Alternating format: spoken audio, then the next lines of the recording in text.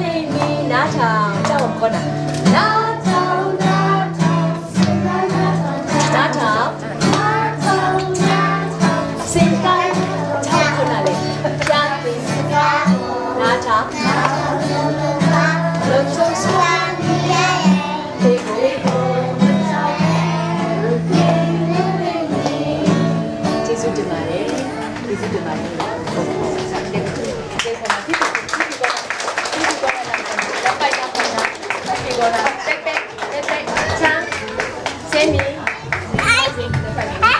Moon.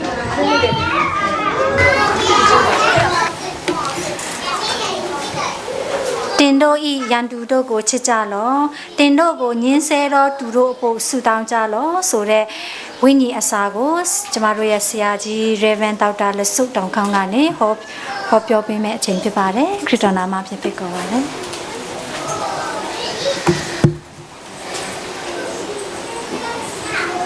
ပြင်ကျွတ်နေက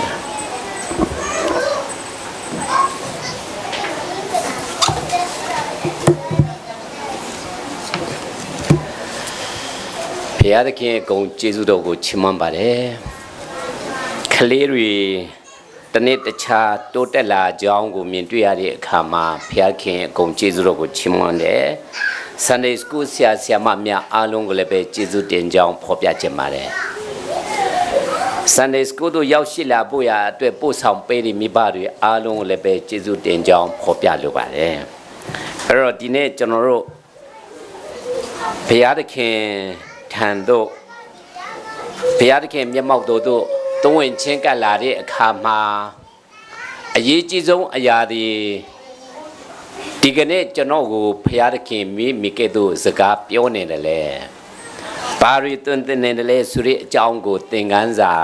တမန်ကျမ်းစာတွေကနေပြီးတော့ကျွန်တော်ယူဖို့ရှိပါတယ်အဲ့တော့တမန်ကျမ်းစာတွေကနေပြီးတော့ကျွန်တော်တို့နှုတ်ကပတ်တော်ကိုလေ့လာကြမည်ဖြစ်တဲ့အချိန်မှာနှုတ်ကပတ်တော်ကောင်းစဉ်ကိုယူဆောင်လာခဲ့ပါတယ်တင်တို့ဤရန်သူတို့ကိုချစ်ကြလော့တင်တို့ကိုညှင်းဆဲသောသူတို့အဖို့ဆုတောင်းကြလော့ဒီနေ့ဒီချိန်ဟာအမရမဆူရုပ်တဲ့ချိန်ဖြစ်ပါတယ်တလောကလုံးရဲ့တည်င်းများကိုနားထောင်ကြည့်တဲ့အခါမှာရှေးဒုက္ခဝေဒနာတွေခံစားနေတဲ့အကြောင်းတွေပဲကျွန်တော်ကြားနေရပါတယ်ကပ္ပတည်င်းပြည်တွင်းတည်င်းအားလုံးကိုကျွန်တော်တို့နားထောင်ကြတယ်တည်င်းနားထောင်တဲ့အခါကျတော့ညင်သက်ခြင်းများရှိလိမ့်မလားဆိုပြီးတော့နားထောင်ကြတယ်ညင်သက်ခြင်းတို့မရောက်လာဘဲနဲ့ဘာဖြစ်တယ်လဲဆိုလို့ရှိရင်စိတ်ညစ်ခြင်းဝမ်းနည်းခြင်းကြေကွဲခြင်းအမျိုးမျိုးပြီးတော့မတရားတဲ့ဖြင့်အသက်ရှင်တဲ့အကြောင်းအဖြစ်အပျက်တွေနားထောင်ကြည့်တဲ့အခါကြားနာရတဲ့အခါကျတော့ဒေါသတွေအမျိုးမျိုးဖြစ်ခဲ့ရပါတယ်ဖယားသခင်ရဲ့မျက်မှောက်တော်တို့သုံးဝင်ချင်းကပ်တဲ့အခါကျတော့ကျွန်တော်တို့ဒီအရာကိုလောကီလူသားများစီကနေပြီးတော့ညင်သက်ခြင်းရလေမလားဆိုပြီးတော့ရှာတဲ့အခါမှာမရနိုင်ဘူးနှုတ်ကပတ်တော်ထဲကပဲညင်သက်ခြင်းရရှိပါတယ်အဲ့တော့ညင်သက်ခြင်းဘာကြောင့်မရတာလဲဆိုတဲ့ဟာကိုယနေ့ကျွန်တော်တို့စမ်းစစ်ဖို့အချိန်ဖြစ်ပါတယ်မြန်မာနိုင်ငံဘက်ကိုကျွန်တော်တို့ရဲ့အမြင့်နိုင်ငံဘက်ကိုပြန်လည်ပြီးတော့ကြည့်လိုက်တဲ့အခါမှာအစိုးရနဲ့တိုင်းသားလူမျိုးစုတွေဟာအပြစ်ခတ်ဖြစ်နေကြပါတယ်ရန်ဖြစ်နေကြပါတယ်အဲ့တော့ပြည်သူလူထုဟာဆိုလို့ရှိရင်ကျွဲနှကောင်ခတ်ရမြေစာပင်လူဖြစ်နေကြတဲ့အခါမှာအပြဲလွှားနဲ့မိမိရဲ့အိမ်ချမ်းမြင်တရိစ္ဆာန်များအားလုံးကိုစွန့်ပစ်ပြီးတော့လွတ်ရလွတ်ကြောင်းဆိုပြီးတော့အသက်တချောင်းလွတ်မြောက်ဖို့ရာအတွက်ပြေးနေကြတယ်ဆိုတာကျွန်တော်တို့ကြားရပါတယ်ဒီတည်င်းတွေကြားသိရတဲ့အခါမှာကြားရသူတိုင်းဟာစိတ်မပျော်ရွှင်မှုဖြစ်ရပါတယ်အဲဒါကြောင့်ဒီဓာတ်တွေ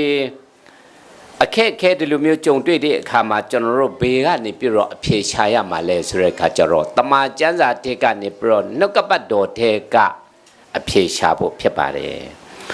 ယနေ့ကျွန်တော်တို့ရွေးချယ်ခဲ့တဲ့နှုတ်ကပတ်တော်ထဲမှာသခင်ယေရှုခရစ်တော်ဟာမိန့်မာပါတယ်တင်တို့ရဲ့ရန်သူတို့ကိုချစ်ကြလောတင်တို့ကိုညှင်းဆဲသောသူတို့အဖို့ဆုတောင်းကြလောချစ်ကြလောဆိုတဲ့ နှုတ်ကပတ်တော်ဟာအမိန့်ပါတဲ့နှုတ်ကပတ်တော်ဖြစ်ပါတယ်လော့ဆိုတဲ့စကားလုံးဟာအမိန့်ဖြစ်ပါတယ်အဲဒါကြောင့်မလို့မချစ်ခြင်းပဲမဲ့လည်းပဲချစ်ရမယ့်အချင်းဖြစ်တယ်ဒါကိုချစ်ကြလော့ဆိုတာဟာတမန်တရားဖြစ်တယ်အဲ့ဒီတမန်တရားဟာဘဒုစီမှာရှိနေလဲဆိုရကကြတော့သခင်ခရစ်တော်ကိုယ်တိုင်ဒီတမန်တရားရဲ့အစိုင်အခေတုံးကြီးဖြစ်တယ်အဲ့ဒီအစိုင်အခေတုံးကြီးဖြစ်တဲ့သခင်ခရစ်တော်မှာပဲချစ်ခြင်းမေတ္တာရှိပါတယ်အဲ့ဒီချစ်ခြင်းမေတ္တာကိုရရှိမှပဲအချင်းချင်းချစ်လို့ရပါတယ်ယနေ့ကျွန်တော်တို့ဒီကနေပြီးတော့အဖြေထုတ်ဖို့ရအတွက်ရှိတဲ့အခါမှာကျွန်တော်တို့ဘာကြောင့်မလို့လောကမှာနိုင်ငံတကာသတင်းကိုကြည့်လိုက်တဲ့အခါကျတော့လည်းပဲတိုက်ကြတယ်ခိုက်ကြတယ်ပြီးတော့မှအပြစ်အခတ်တွေဖြစ်နေကြတယ်ဘာကြောင့်ဖြစ်နေကြတာလဲလူအခွင့်အရေးကိုတောင်းနေကြတယ်လူအခွင့်အရေးမလိုချင်တဲ့ပုဂ္ဂိုလ်တူတယောက်မှမရှိပါဘူးအရင်ခက်တုံးကဘယ်လိုဖြစ်ခဲ့ဘူးလဲဆိုတဲ့အကြောင်းကိုအနည်းငယ်တင်ပြခြင်းပါတယ်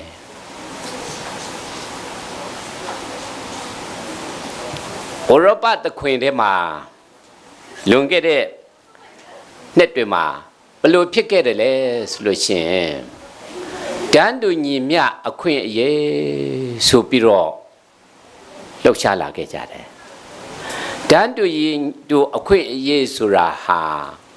ဟုတ်ပါတယ်ဖယားသခင်အလိုတော်ဖြစ်ပါလိမ့်မယ်လို့လူတွေကယုံကြည်ကြတယ်အဲကြောင့်မရှိစင်းသားတွေခမည်းတော်ဘာဖြစ်လို့ဆင်းရဲရတာလဲဆိုပြီးမေကွန်းထုတ်တယ်မဖြေတတ်ဘူးနောက်ဆုံးကျတော့ပညာရှိအတွေ့အခေါ်ရှင်တွေကမတ်စ်တို့လီနင်တို့ဟာဘယ်လိုဖော်ပြတယ်လဲဆိုတာကကျတော့မင်းတို့ဆင်းရဲရတာဟာမရှိစင်းသားတွေဖြစ်ရတဲ့အကြောင်းဟာတထဲတကြွတွေဟာခမည်းတော်စီမှာကောင်းပုံဖြတ်စားနေသည့်အတွက်ကြောင့်ဖြစ်ပါတယ်ဟေးဆိုပြီးတော့ဖော်ပြလိုက်တဲ့အခါကျတော့ဟာဟုတ်ပါတယ်ဟာဟုတ်တယ်နော်ဆိုပြီးတော့မရှိစင်းသားတွေဆိုပေါ်ထကြွမှုတွေလုပ်ပြီးတော့တထဲတကြွတွေကိုတော်လန်ပုံကန်ကြတာလူမှုတော်လန်ရေးမြောက်များစွာဖြစ်ခဲ့ပါတယ်အဲ့ဒီအချိန်မှာလည်းပဲအခွင့်အရေးရရင်ကောင်းလိမ့်မလားဆိုပြီးတော့စူးစမ်းပြီးတော့တိုက်ပွဲဝင်ကြတဲ့အခါမှာမရှိစင်းသားတွေသေကျေပျက်စီးပြီးတော့အသက်ပေါင်းသားနဲ့ချီပြီးတော့ဆုံးရှုံးခဲ့ရပါတယ်အဲ့ဒါနဲ့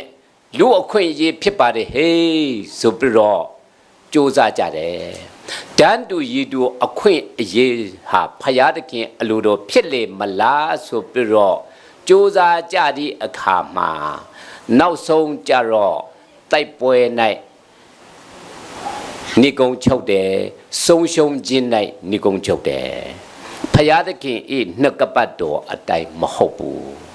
တမန်တရားထဲမှာကြတော့တန်းတူရည်တူအခွင့်အရေးဆိုပြီးတော့ပြောမထားဘူးဖယားသခင်ဟာဆိုလို့ရှိရင်အရောက်တိုင်းကိုစီကိုငှကိုဖယားသခင်ဟာကောင်းကြီးမင်္ဂလာပေးထားတယ်တဲ့တယောက်နဲ့တယောက်တော့မတူဘူး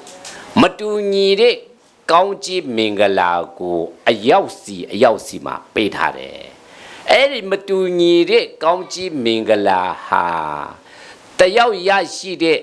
ratio ပေါ့လေအချိုးအဆနဲ့တယောက်ရရှိတဲ့အချိုးအဆဟာမတူဘူးဒါပေမဲ့မိမိကိုဖယားသခင်ပေးထားတဲ့အခွင့်အရေးရရှိစေခြင်းတဲ့ပိုင်ဆိုင်စေခြင်းတဲ့အရာအလုံးဟာဖယားသခင်ပြင်ဆင်ပြီးသားအဲ့ဒီအခွင့်အရေးကိုဘာလို့ရလဲဆိုလို့ချင်းထိမ့်သိမ့်ပြီးတော့အသုံးချတတ်ဖို့အရေးကြီးတယ်ဒါလူအခွင့်အရေးဆိုပြီးတော့ဒန်းတူရည်တူဖြစ်တဲ့အခါကျတော့ဘယ်လိုဖြစ်လိမ့်မလဲဆိုတဲ့အခါကျတော့လောကထဲမှာကျွန်တော်တို့မြန်မာနိုင်ငံဒီလည်းပဲဘယ်လိုလုပ်ခဲ့ပြီလဲဆိုလို့ရှိရင်အဲ့ဒီလမ်းစဉ်ကိုလိုက်ပြီးတော့ဒန်းတူရည်တူအခွင့်အရေးမြန်မာဆိုရှယ်လစ်လမ်း စလူပေါင်းတက်တော့မရောက်ရောက်အောင်ချီတက်ကြမယ်ဟေးဆိုပြီးတော့လှုပ်ကြပြီနောက်ဆုံးကျတော့စဘာပုတ်လန်ထဲမှာနီကုံချုပ်သွားတယ်စဘာပုတ်လန်ဆိုတော့ခင်ဗျားတို့သိချင်မှသိမယ်တန်းတူရည်တူအခွင့်ရဲ့ဆိုတော့စဘာအဆွေရောက်ကိုရောင်းပေးရတယ်နောက်ဆုံးကျတော့မရောင်းတဲ့လူတွေကိုပါလဲထောင်ချမရောင်းနိုင်တော့ဘူးမရှိပါလဲဆိုရင်အစင်းရေးဆုံးလူပြင်းဝါဒဖြစ်သွားတယ်လူတွေနဲ့ပြောမယ်ဆိုလို့ချင်းစပါးဒင်းတစ်ထောင်ထုတ်နိုင်တဲ့လူကြတော့ဒင်း100ပဲအိမ်မှာချမ်းကြံတဲ့အားလုံးအဆွေရောင်းအဆွေကိုရောင်းပေးရမယ်အဲ့လိုမျိုးဖြစ်ခဲ့ဘူးတယ်ဖြစ်ခဲ့ဘူးတဲ့ကိုပြောတာပြီးတော့အလုံးမလုံးကျင်တဲ့ပုဂ္ဂိုလ်တရားကြတော့ဟာငါအလုံးမလုံးပဲနဲ့လည်းပဲဘာဖြစ်မလဲဟိုးမှာ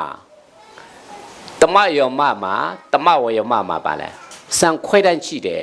ဘာမလုံးစရာမလိုဒါဆိုမလုံးပဲနဲ့နေတာပေါ့တကယ်ကြိုးစားခြင်းတဲ့လူကနောက်ကြတော့ပါလဲတော်ပြီငါတို့နောက်နှစ်တော့မရောက်တော့မလုံးတော့ဘူးမိသားစုစားလောက်ယုံပဲလုံးတော့မဟေးအဲ့လိုဖြစ်သွားတော့ခါကြတော့ပါလဲလူပြင်းအားပေးစနစ်ဖြစ်သွားတယ်ယနေ့ကျွန်တော်တို့ခွန်အားနှုတ်ကပတ်တော်ကန်ပြသင်္ကန်းစာယူပို့ရဆိုလို့ရှိရင်ဖယားသခင်ဟာတန်းတူရီတူလည်းပဲမပေးဘူးခလေးတွေဟာချမင်းသုံးပကံစားရမယ်ဆိုရင်စားလို့မနိုင်ဘူးလူကြီးကျွေကတပကံပဲစားရင်မဝဘူးသူ့အနေသူအဆင့်သူ့အနေသူဖယားသခင်ဟာဖန်ဆင်းထားတာအဲ့ဒါကိုဖယားသခင်ရဲ့နှုတ်ကပတ်တော်ထဲမှာကြတော့ဒီအတိုင်းပြောထားတယ်ဆိုတဲ့အကြောင်းကိုဖော်ပြတယ်အဲအကြောင်းတန်းတူရီတူလည်းမဟုတ်ဘူးဖယားသခင်ဟာလူတဦးစီကိုသူနဲ့ထိုက်တန်တဲ့ကောင်းကြီးမင်္ဂလာကိုပေးထားတယ်အဲ့ဒီကောင်းကြီးမင်္ဂလာကိုနားလေပေါ်ပေါက်ပြီးတော့တန်ဖို့ထတ်တတ်ဖို့အရေးကြီးတယ်ဆိုတဲ့အကြောင်းကိုကျွန်တော်ခွန်အားပေးခြင်းနဲ့အဲ့တော့ဒီဟာကိုကျွန်တော်နိုင်ငံရဲ့တရားဟောနေတာမဟုတ်ဘူး။ဘာကြောင့်ဟောနေရလဲဆိုတဲ့အခါကျတော့ဖယားသခင်ဟာမြေမေကဲ့သို့ကျွန်တော်တို့ကိုနှုတ်ကပတ်တော်ဘာပြောနေလဲဆိုရကိုနားလေတော့ပေါက်ဖို့ရလူတွေဘာဖြစ်လို့အခွင့်အရေးတောင်းနေကြတာလဲအခွင့်အရေးတောင်းတဲ့အခါမှာလူတွေစီကနေပြီးတော့တောင်းတဲ့အခါကျတော့လူကျင်တဲ့အဖြေမရဘဲနဲ့စိတ်ဆိုးခြင်းတဲ့ဒေါသကိုထစေတဲ့အရာပဲဖြစ်လာနိုင်တယ်အဲကြောင့်အခွင့်အရေးဘု து စီကနေတောင်းရမလဲဆိုရင်ဖယားစီကနေပြီးတော့တောင်းဖို့လိုပါတယ်ယနေ့လောကထဲမှာတချို့ကြတော့ကဲဒါဆိုရင်တော့ဟုတ်ပြီတန်းတူရည်တူအခွင့်အရေးတော့မတောင်းတော့ပါဘူးဘာတောင်းမလဲဆိုတဲ့အခါကျတော့လူအခွင့်အရေးတောင်းမဟေးဆိုပြီးတော့လူသားများရဲ့အခွင့်အရေးကိုပြန်တောင်းလာတယ်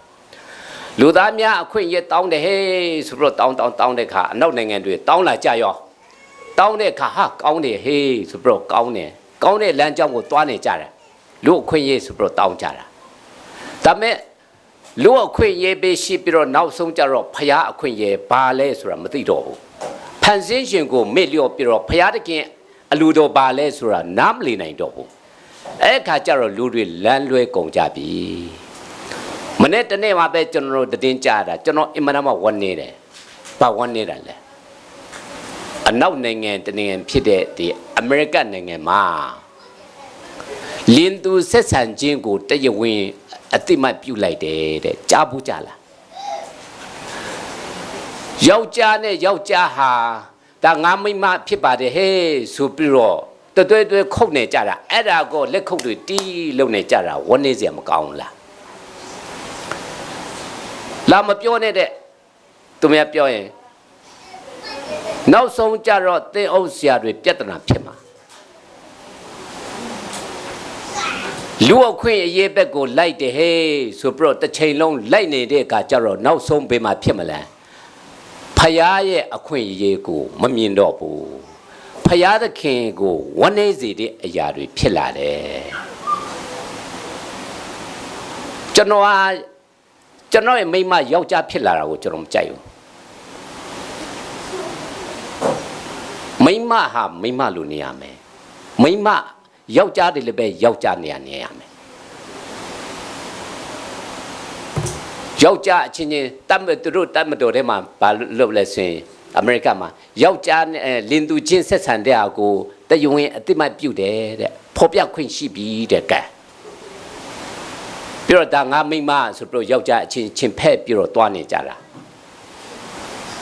ဘလောက်ဝန်းနေကြကောင်းတာလဲတွားပြောလို့ချင်းဒါလူအခွင့်ရေးတဲ့ကဲဖယားအခွင့်အရေးပျောက်သွားပြီးတော့လူအခွင့်အရေးကိုစံတင်တဲ့အခါမှာဖယားသခင်ကိုဝန်းနေစေတဲ့အရာဖြစ်တယ်လောကကြီးကပြည့်စည်ကုန်ပြီဆိုတဲ့အကြောင်းကိုကျွန်တော်တို့တွေ့ရတယ်ဘေးနိုင်ငံရဲ့တမဘေးနိုင်ငံရဲ့ကောင်းတယ်ဆိုပြီးတော့ကျွန်တော်တို့မပြောပါဘူးဖယားသခင်၏နှကပတ်တော်သားလင်ကောင်းကင်နဲ့မြေကြီးမတီတော်လဲဖယားသခင်၏နှကပတ်တော်ဒီတီလိမ့်မည်ဆိုတဲ့အဖြစ်ပါတယ်ဒါကြောင့်တမန်ကျမ်းစာကိုပဲကျွန်တော်တို့ဟာလိုက်ဖို့ကျွန်တော်တို့ဖော်ပြခြင်းပါတယ်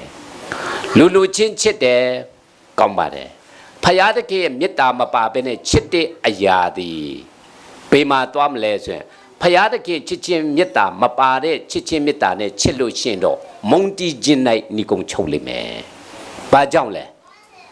ငါဒီလိုကိုညီထားတာငါဒီလိုမဆထားတာဒုက္ခရောက်တဲ့ချိန်မှာငါဒီလိုကိုညီထားတာခို့ကောင်းစားတော့ငါ့ကိုတတိမရတော့ဘူးပေါ့မဖြစ်ဘူးလားအဲ့ခါကျတော့တတိမရတဲ့အခါမှာမုန်တီးခြင်း၌ညီကုံချုပ်တယ်ဖယားတခင်ဓမ္မမေတ္တာမပါတဲ့မေတ္တာနဲ့လူချင်းမေတ္တာနဲ့ရယူချင်းမေတ္တာနဲ့ချစ်တဲ့အခါကျတော့ဘာဖြစ်မလဲဆိုတဲ့အခါကျတော့မုန်တီးခြင်း၌ဖြစ်ပြီးတော့ရန်သူ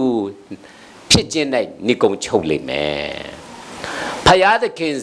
ထံကနေပြီးတော့ရရှိတဲ့မေတ္တာရရှိခဲ့သည်ရှိတော့ပေးဆက်ခြင်းမေတ္တာမကောင်းပေမဲ့လည်းချစ်တယ်စိုးပေမဲ့လည်းချစ်တယ်မလှပေမဲ့လည်းချစ်တယ်အဲ့ဒီမေတ္တာနဲ့ပေးဆက်ခြင်းမေတ္တာနဲ့မိမိ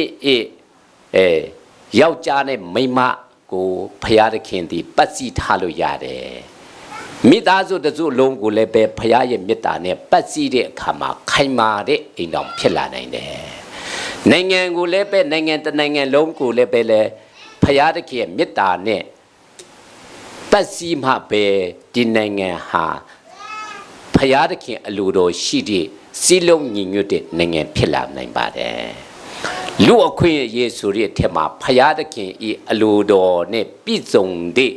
အခွင့်အရေးအဲ့ဒီထဲမှာပဲရှိပါတယ်ဆိုတဲ့အကြောင်းကိုကျွန်တော်ခွန်အားပေးခြင်းပါတယ်အဲအကြောင်းယနေ့မြန်မာပြည်ပြီးတော့နိုင်ငံတကာနေရာအနှံ့အပြားထဲမှာလူအခွင့်အရေးတွေတောင်းဆိုပြီးတော့ဒုက္ခတွေရောက်နေကြတယ်အပြစ်ခတ်တွေဖြစ်နေကြတယ်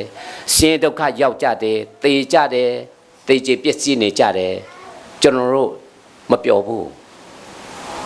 ယုံကြည်သူသားသမီးတယောက်မှပျော်မှာမဟုတ်ဘူးဒါပေမဲ့မာနကြတော့ပျော်မယ်စာရမာနကြတော့လက်ခုပ်တီးမှာပေါ့လူတယောက်အသက်ကိုတတ်နိုင်လို့ရှင် तू ကငရေကိုပို့ဆောင်နိုင် तू လက်ခုပ်တီးမှာဖယားသခင်ကမပျော်ဘူးဖယားသားသမီးတွေကမပျော်ဘူးအဲဒါကြောင့်မလို့ဒီအကြောင်းအရာကိုမြင်မိခဲ့တော့ဖြည့်ရှင်းရမယ်ဆိုတဲ့အကြောင်းကိုတမန်ကျမ်းစာထဲကနေပြီးတော့ကျွန်တော်ခွန်အားယူကြရအောင်အောင်မြင်ခြင်းအခွင့်ဒီဖယားသခင်စီမှာပဲရှိတယ်အဲ့ဒီအရာကိုကျွန်တော်ဖယားစီရင်ပြီးတော့ခွန်အားယူကြရအောင်အဲ့တော့ကျွန်တော်အသက်ရှင်တဲ့အခါမှာဘယ်လိုသွားမလဲဆိုတဲ့အခါကျတော့ဘာကိုတတိယဖို့လို့ဆိုကောင်းကင်ရဲ့မြေကြီးစัจ java လာတစ်ခုလုံးပြီးတော့သက်ရှိသက်မဲ့အားလုံးကိုဖယားသခင်ပိုင်တော်မူတယ်ဆာလံ24တစ်ထဲမှာဒီတိုင်းဖော်ပြတယ်ပြီးတော့ဖယားသခင်ဤတစ်ဖက်၌ဉာဏ်မတည်ဘူးအကြံမတည်ဘူးတဲ့သာဝရဖယားတစ်ဖက်၌ဉာဏ်မတည်ပညာမတည်အကြံတစုံတစ်ခုမျှမတည်နိုင်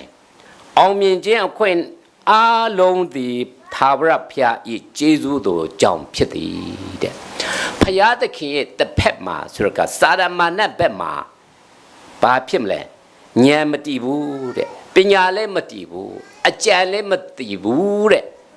ဖယား စီမာပဲတည်တယ်အဲကြောင့်အောင်မြင်ခြင်းအခွင့်ပေးတော်မူသည်မှာဘုရားသခင်ဖြစ်တယ်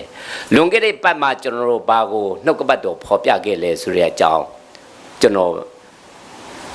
ကောင်းစဉ်တစ်ခုကိုဆွဲထုတ်မယ်လောကမှာပြဿနာဖြစ်နေကြတယ်တကဘာလုံးမှာပြဿနာဖြစ်တယ်အရောက်တိုင်းမှာပြဿနာရှိတယ်မိသားစုတိုင်းမှာပြဿနာရှိတယ်လူမျိုးတိုင်းမှာပြဿနာရှိတယ်နိုင်ငံတိုင်းမှာပြဿနာရှိတယ်ဒါပေမဲ့အဲ့ဒီပြဿနာဟာမြုပ်နှံလိုက်ရမယ်အဲ့ဒီပြဿနာဟာသေသွားမှပဲအေးမယ်ဖြစ်တယ်အဲ့ဒီပြဿနာဟာသေသွားဖို့အရေးကြီးတယ်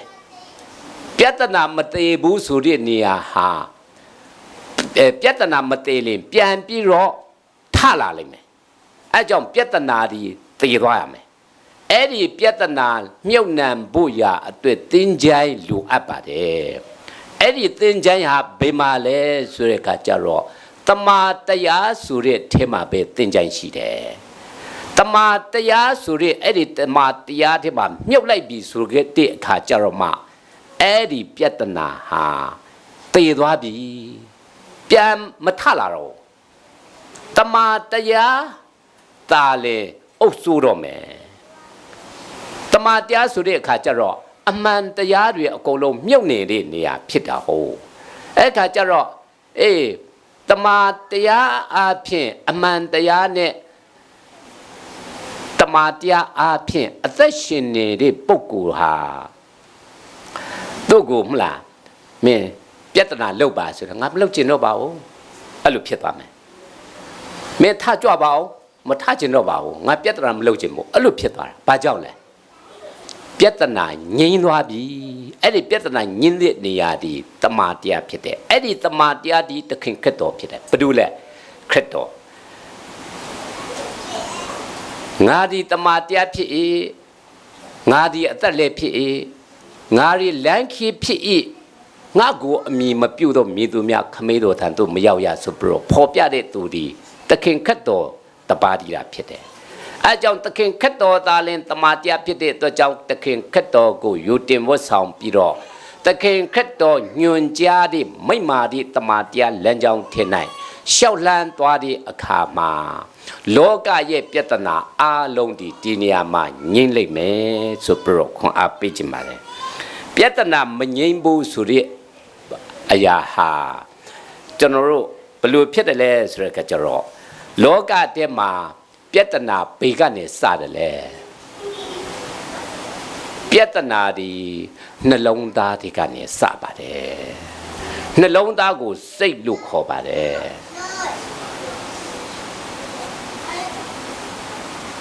လူတွေကပြောတယ်ကြတယ်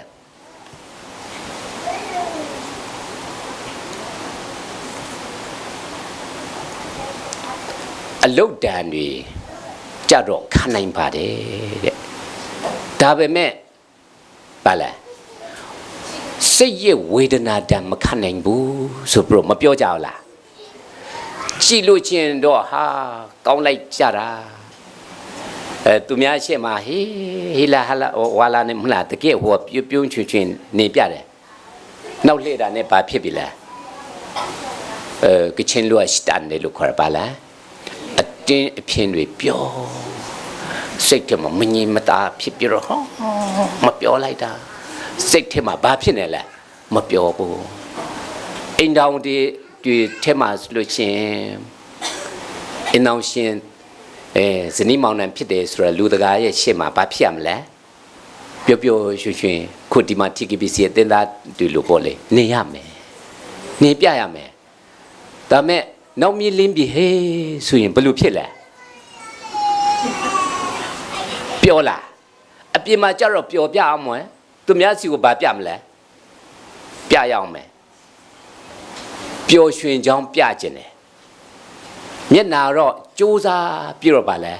ပြုံးပြတယ်အထက်မှာပါလဲဦးလောင်တယ်မပြောဘူးအဲကြောင့်မလို့အလုတ်ပင်ပန်းတန်တော့ခံနိုင်ပါတယ်တဲ့ဒါမဲ့ပါလဲ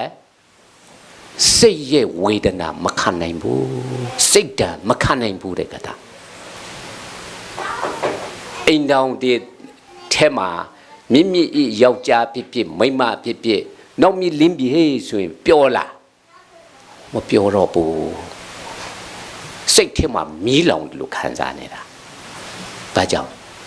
အဲကြောင့်ဒီဝေဒနာကိုဒီဝေဒနာလောက်ပူလောင်တာမရှိဘူးအဲကြောင့်နောက်ဆုံးကြတော့မတတ်နိုင်တော့နောက်ဆုံးဟာမဖြစ်ရှိနိုင်တော့ဂျပန်နိုင်ငံမှာဆွိဆိုင်လောက်တာအများကြီးဆူနာမီကြောင့်တေတာ2000လောက်ပဲရှိတယ်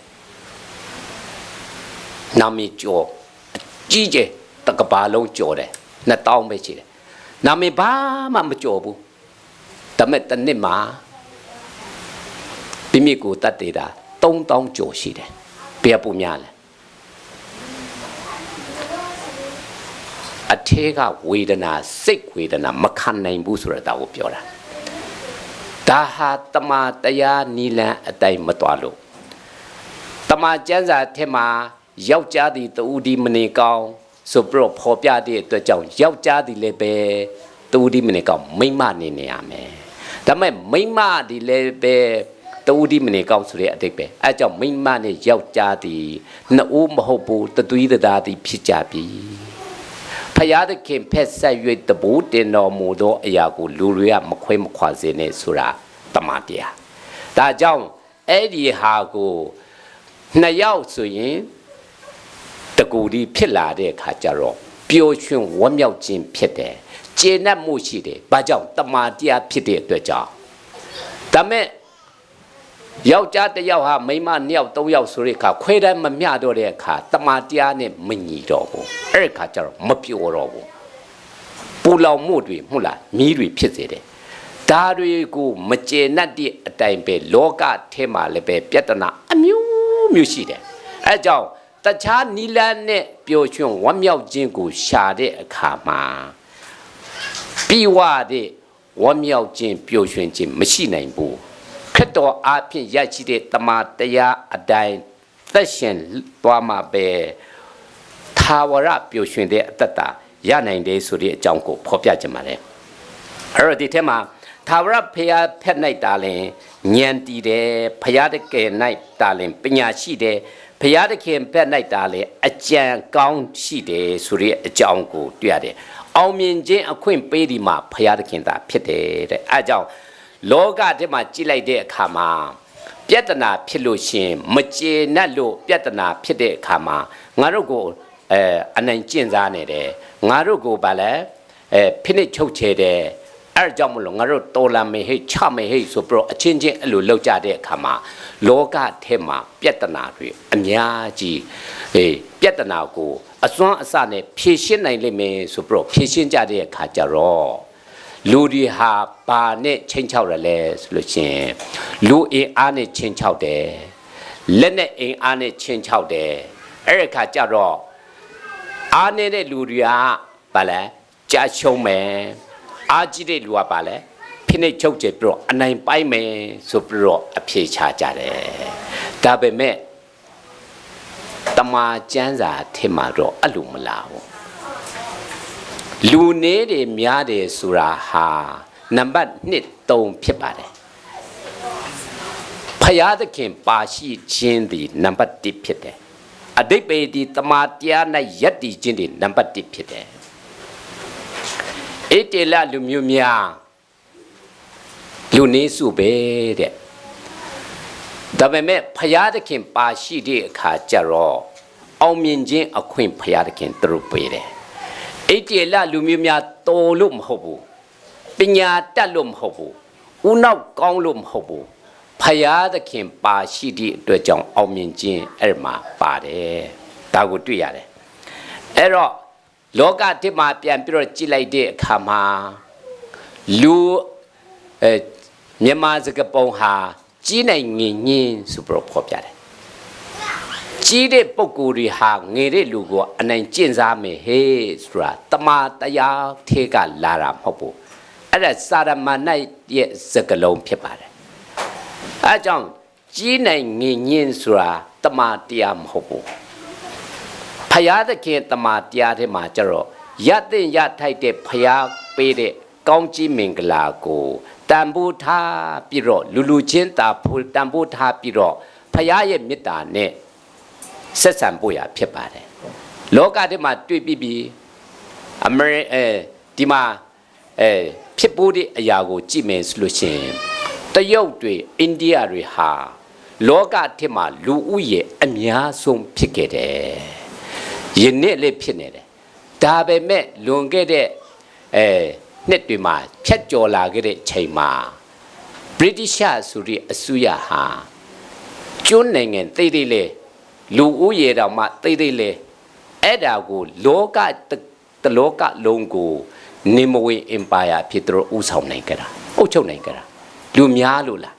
မဟုတ်ဘူးနေတဲ့များတယ်ဆိုတာအဓိကမဟုတ်ဖယားသခင်ပါရှိဖို့အရေးကြီးတယ်ဒါကြောင့်ဖယားသခင်ဟာဘယ်နေရာမှာပါတယ်လဲဆိုတဲ့အခါကျတော့သူ့ရဲ့ planning ထဲမှာရောက်လာတဲ့ပုံကိုယ်တွေထဲမှာဖယားသခင်ပါတယ်လူတွေကစွတ်တောင်းကြတယ်ဖယားသခင်ပါရှိတော်မပါကျွန်တော်နဲ့ပါရှိပါကျွန်တော်တခိုးသွားလုပ်မယ်ပါမလားမပါဘူးမတရားတစ်ဖြင့်မတရားမင်းထုံသွားမိဝဲမယ်ဖယားသခင်ငါနောက်ပါမပါဘူးအဲ့လိုမျိုးမပါဖယားသခင်ဟာသူ့ရဲ့တမန်လမ်းတရားလမ်းကြောင်းထဲမှာသူ့ရဲ့စကားတော်အတိုင်းသွားတဲ့အခါမှာသူ့ရဲ့အစီအစဉ်ထဲမှာသွားလာလှုပ်ရှားတဲ့ပုံကိုယ်တွေထဲမှာဖယားသခင်ပါမယ်အဲ့ဒီထဲမှာအောင်မြင်ခြင်းအခွင့်တွေဖယားသခင်ပါရှိပြီဟဲ့ဆိုတဲ့အခါကျတော့အဲ့ဒီမှာဖယားသခင်ပါရှိတာဖြစ်တယ်အဲကြောင့်ဒါလူနေဒီများသည်အထင်သွားမတည်နဲ့ဖယားသခင်ပါတယ်လားမပါဘူးလားအဲ့ဒီထဲမှာအရေးကြီးတယ်ဖယားသခင်ပါတယ်ပါဖို့ရဟာဆိုလို့ချင်းတမန်တရားလမ်းကြောင်းထဲမှာသွားမယ်ဖယားသခင်ဒီတားတော်ယေရှုခရစ်တော်အဖင်ပေးလိုက်တဲ့မေတ္တာကိုရရှိခံစားပြီးတော့အဲ့ဒီမေတ္တာအဖင်လူမြောက်များစွာရဲ့အသက်ဝိညာဉ်ကိုဖယားသခင်ထံသို့ခေါ်ဆောင်လာနိုင်မယ်လူမြောက်များစွာတို့ကိုတလောကလုံးကိုဖယားရဲ့မေတ္တာအဖင်ချေပြီးတော့ကိုကြီးရိုင်းပင်ပန့်ပိုးမယ်ဆိုတဲ့အသက်တာထဲမှာဖယားသခင်ပါရှိပြီးတော့အောင်မြင်ခြင်းဟာအဲ့ဒီထဲမှာဖယားသခင်ပေးလိမ့်မယ်ဆိုပြီးတော့ခွာပေးခြင်းပါတယ်အဲ့တော့ဒီထဲမှာဖယားသခင်ပါရှိတဲ့အသက်တာကိုပြန်ပြီးတော့ကြည့်လိုက်တဲ့အခါမှာထမြောက်ရာအခန်းကြီး7ကနေ16ထဲမှာကြည့်လိုက်တဲ့အခါမှာမောရှေဟာအတ္တိလလူမျိုးများကိုခါနာန်ပြည်တို့ပို့ဆောင်တယ်ပို့ဆောင်လာတဲ့အချိန်မှာအမလက်လူမျိုးများဟာလို့ရှိရင်ခါနာန်ပြည်ပို့ဆောင်တဲ့တောလန်းတစ်လျှောက်လုံးမှာပြဿနာလုပ်တယ်တိုက်တယ်ဖြတ်တယ်အမျိုးမျိုးညှဉ်းပန်းနှိပ်စက်အဲ့လိုတားဆီးတယ်အသားအဆီးတွေအမျိုးမျိုးလုပ်တဲ့အခါကျတော့ဖယားသခင်ဟာအတ္တိလလူမျိုးများကိုသူကိုယ်တိုင်ရွေးကောက်ပြီးတော့သူလမ်းပြတဲ့သူလမ်းကြောင်းအတိုင်းသွားကြဟဲ့ဆိုပြီးတော့သွားခိုင်းနေတဲ့လမ်းကြောင်းကိုသွားလိုက်တဲ့အခါကျတော့ဖယားရဲ့အစီအစဉ်ကိုဖျက်တဲ့ပုံစံဖြစ်နေတယ်အဲ့ဒီအခါကျတော့အမလက်လူမျိုးများဟာအင်အားလေးကြီးမယ်အတ္တိလလူမျိုးများကျတော့ခရီးသွားအဲ့လိုဖြစ်နေကြတဲ့အခါမှာဘယ်သူနိုင်မလဲမနိုင်တော့ဘူးတော်တော်လေးဒုက္ခရောက်ပြီအတ္တိလလူမျိုးများရှုံးခါနေပြီအဲ့ဒီကျတော့ဘယ်လိုလုပ်လဲဆိုတဲ့အခါကျတော့ကဲဘာပဲဖြစ်ဖြစ်မောရှေဟာဖယားစကားကိုနားထောင်နေတဲ့အတွက်ကြောင့်မလို့မနေ့ပြန်ကတောင်ပေါ်တက်မယ်ဟဲ့ဖယားခင်ပေးတဲ့ဘာလဲလန်ဒန်တော်မလားတောင်ဝဲတော်ကိုကင်ပြတော့ဘာလို့မလဲတောင်ပေါ်မှာရှိနေမယ်အဲ့ဒီအချိန်မှာမင်းတို့ရိုးရှုနဲ့တပ်သားတွေကိုမင်းတို့သွားတိုက်အမလက်ကိုသွားတိုက်ခိုင်းတဲ့အခါကျတော့မနေ့အဲ့ဒီနေ့မှာလောက်ကြပြီအဲ့ဒီအခါကျတော့မောရှေတောင်ပေါ်တက်ပြီးတော့လက်မြောက်ပြီးတော့ဖယားသခင်စီကိုလက်မြောက်ပြီးတော့အဲ့တောင်ဝဲနဲ့မလားကင်ပြီးတော့လက်မြောက်ပြီးတော့လှုပ်တဲ့အချိန်မှာအမလက်လူမျိုးများဟာကြရှုံးသွားတယ်တနေ့ကုန်မမြောက်နိုင်ဘူးတနာရီနှစ်နာရီဆိုဘယ်လိုဖြစ်လာလဲမောရှေညောင်းပြီးတော့ဘယ်လိုဖြစ်လဲလက်ညောင်းပြီးတော့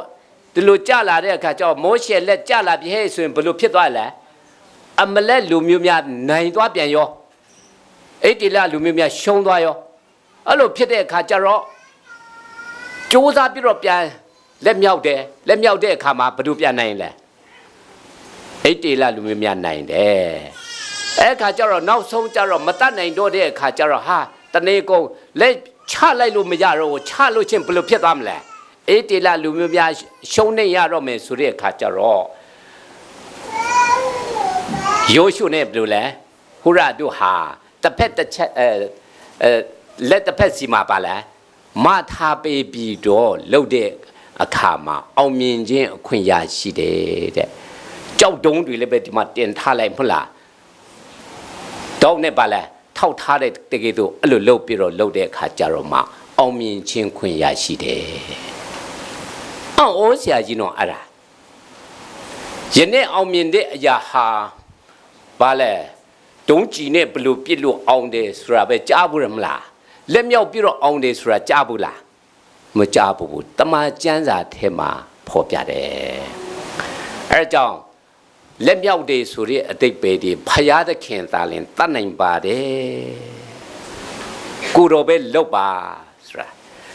လက်မြောက်တဲ့အခါမှာဒီလိုမြောက်လိုက်တဲ့အခါမှာကောင်းကြီးမင်္ဂလာစီးဆင်းလာဖို့ရအတွက်ဘာလုပ်တာနဲ့တူတယ်လဲလက်ခံတာနဲ့တူတယ်ဖယားသခင်ကိုနံပါတ်1ဦးစားပေးတဲ့အခါမှာအောင်မြင်ခြင်းအခွင့်ပေးနေဒီမှာငါဖယားသခင်သာဖြစ်တယ်ဆိုတဲ့အကြောင်းပြပါတယ်အဲအကြောင်းဘေးအမှုအရာပဲလှုပ်လို့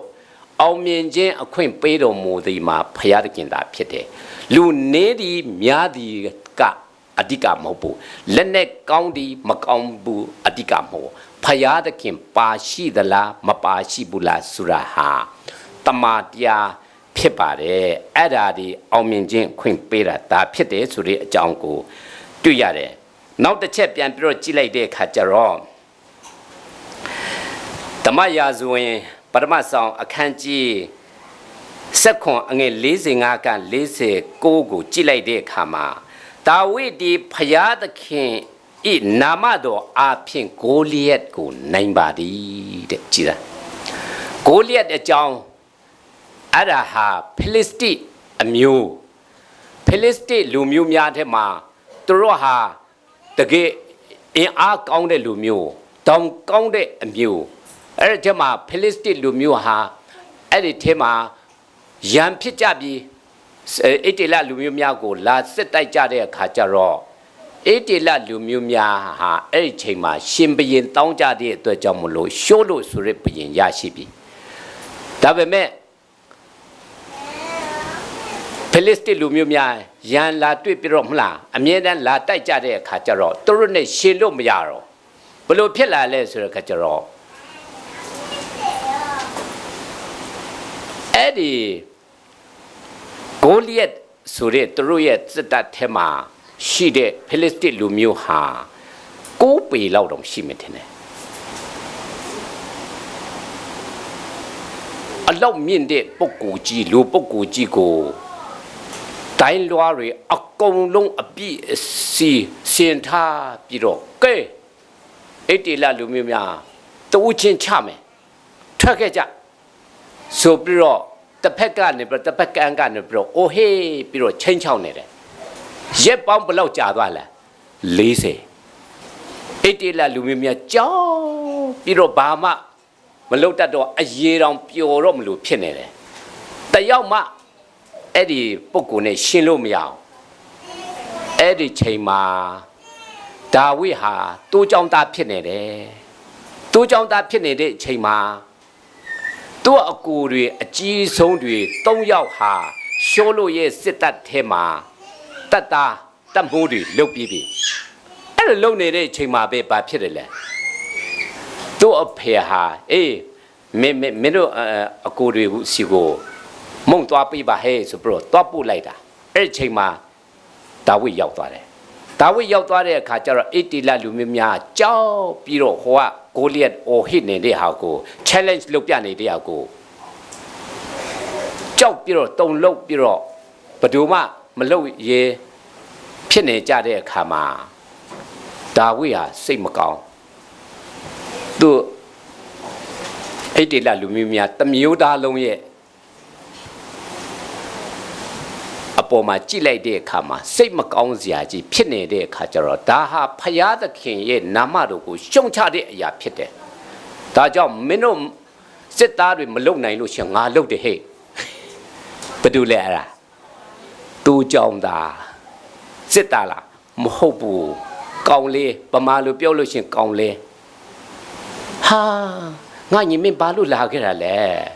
ငါတို့ဒီမှာမင်းကိုရီတောင်သေတော့မယ်ကြောက်လို့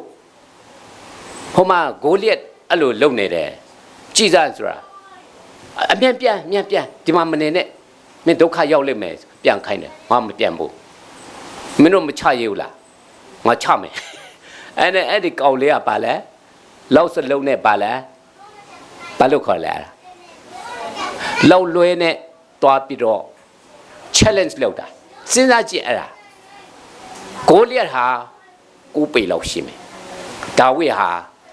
အမြင့်ဆုံးဆိုလို့ရှိရင်တော့6ပေလောက်ရှိမယ်မထင်ပါဘူးတိတ်လေးဒီလိုဖြစ်တဲ့အခါကျတော့ challenge လုပ်တယ်ရီတာပေါ့ကိုလျက်ကြီးတာပေါ့မင်းဘာလာလို့လဲဒါပေမဲ့နောက်ဆုံးကျတော့ဘဒူအဖြစ်လဲဖယားဒါဝိပြောတဲ့စကားဟာဖယား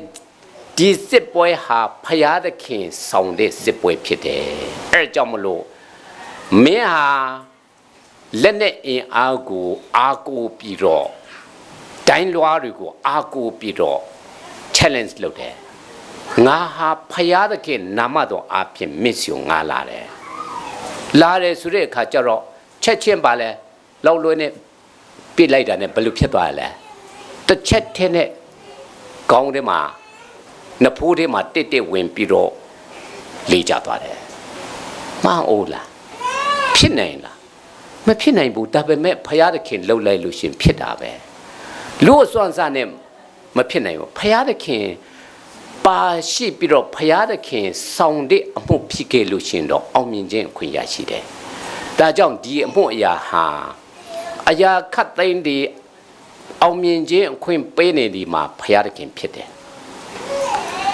ငယ်တဲ့ပုဂ္ဂိုလ်တွေကိုအနိုင်ကျင့်လို့မရဘူးကြီးတဲ့လူကိုလည်းပဲမလား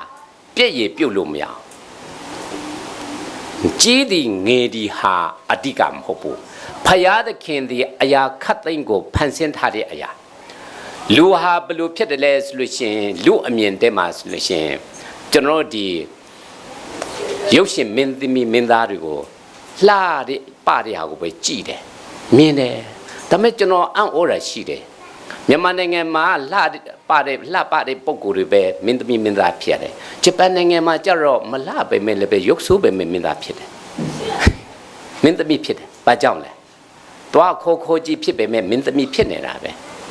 ဘလို့ဖြစ်လဲဘာကြောင့်အရာခတ်သိမ်းဟာပြောကျင်တာ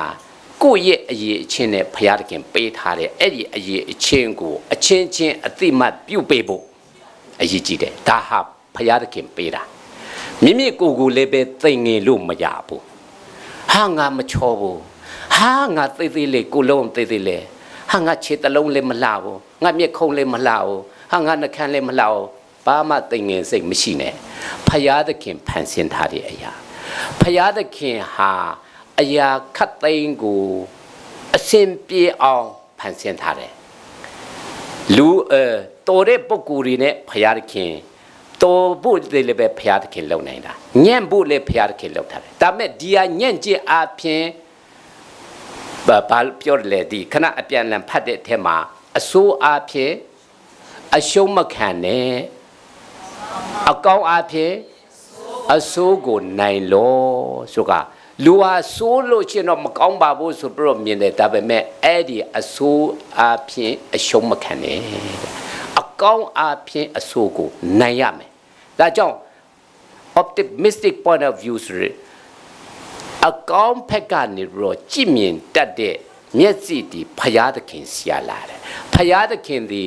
လူစုလူကောင်းအကုန်လုံးကိုသူဒီအတူတကွဖန်ဆင်းထားတဲ့အငယ်အကြီးအငယ်ပေါ့လေပြီးတော့အနှိမ့်အမြင့်အကုန်လုံးကိုဖယားသခင်ဖန်ဆင်းတယ်အဲကြောင့်ဒီခန္ဓာကိုယ်ဒီဖယားသခင်ဖန်ဆင်းထားတဲ့ဘုရားသခင်လက်ရတော်ဖြစ်တဲ့အတွက်ကြောင့်မလို့မိမိကိုယ်ကို complain လုပ်လို့မရအောင်မိမိကိုယ်ကိုငါဒီလိုတိမ်ငယ်နေတဲ့ဒီလိုဖြစ်ပါတယ်ဒါဆိုပြီးတော့ပြောခြင်းဒီဘုရားသခင်ကိုပြည့်ရပြူတာနဲ့တူတယ်ဘုရားသခင်ရဲ့လက်ရတော်နဲ့သူကိုယ်တိုင်ဖန်ဆင်းထားတဲ့ဟာ ဖြစ်တဲ့အတွက်ကြောင့်မလို့ကျေးဇူးတင်ပါတယ်ဒီလိုဖြစ်ရမယ်အဲကြောင့်အောင်မြင်ခြင်းအခွင့်သည်ကြီးသည်ငယ်သည်အင်အားကြီးသည်ငယ်သည်မဟုတ်အဲ့ဒီအပေါ်မှာအခြေခံသည်မဟုတ်တော်ဒီတတ်ဒီပြီးတော့မတော်ဘူးအဲ့ဒီပေါ်မှာလည်းမဟုတ်ဘူးဖရာသခင်ပါရှိခြင်းအပေါ်မှာအောင်မြင်ခြင်းခွင့်ပါပါတယ်အဲကြောင့်ယနေ့ကျွန်တော်တို့ခွန်အားရရှိဖို့ရာဆိုလို့ရှိရင်ဖရာသခင်ကိုမျှော်ကြည့်ဖို့ရာမျှော်ကြည့်သူတို့ဒီမျက်နှာရှက်ကြောက်ခြင်းတို့ကင်းတို့ကြလိမ့်မည်တဲ့ဖရာသခင်ကိုပဲအမြင်သစေမျှော်ကြည့်ပြီးတော့မျှော်ကိုပြီးတော့အသက်ရှင်သွားကြအောင်အဲ့ဒီထဲမှာအောင်မြင်ခြင်းအခွင့်ပါရှိပြီးသားဖြစ်ပါတယ်ယနေ့ဖြစ်ပျက်နေတဲ့ပြဿနာတွေအကုန်လုံးကျွန်တော်တို့ဒီနိုင်ငံတကာမှာဖြစ်ပျက်တဲ့ပြဿနာတွေမြန်မာနိုင်ငံမှာဖြစ်ပျက်နေတဲ့ပြဿနာတွေအရာခတ်သိမ်းရဲ့ပြဿနာရဲ့အဖြေဒီခရစ်တော်၌ဖြစ်တယ်ခရစ်တော်ဒီတမန်တရားဖြစ်တယ်အဲဒါကြောင့်အဲ့ဒီတမန်တရားတမန်တရားဖြစ်တဲ့သခင်ခရစ်တော်ရဲ့အလိုတော်အတိုင်းအသက်ရှင်တဲ့အခါကြတော့မှပဲဘာကိုဖြစ်တယ်လဲဆိုလို့ရှိရင်တင်တို့ဤရန်သူတို့ကိုချစ်ကြလောဆိုတဲ့ဟာကိုချစ်လို့ရနိုင်မယ်တင်တို့ကိုညှင်းဆဲတော့သူတို့ကိုစွတ်တောင်းကြလောယနေ့ကျွန်တော်တတ်နိုင်တဲ့အရာတွေ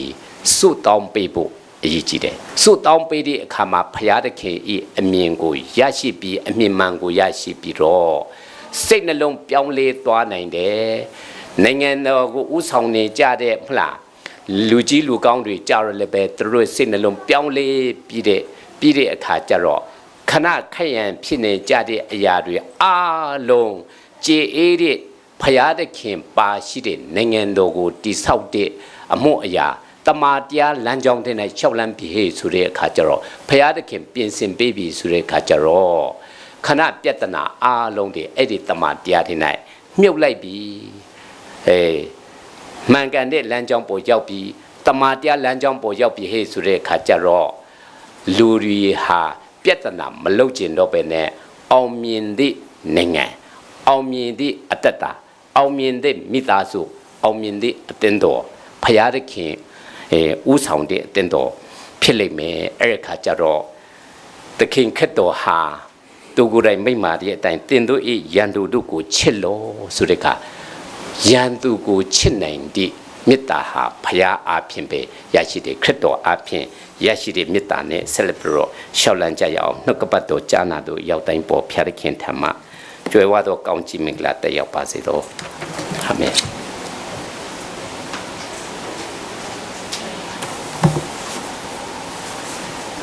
ရန်သူကိုချစ်ပါဆိုတဲ့နှုတ်ကပတ်တော်အားဖြင့်ပြောကြားပေးတယ်ဆရာကိုကျေးဇူးတင်ပါတယ်ကြားနာတဲ့သူရောက်စီတိုင်းကိုလည်းဖျားရှင်ကောင်းချီးပေးပါစေ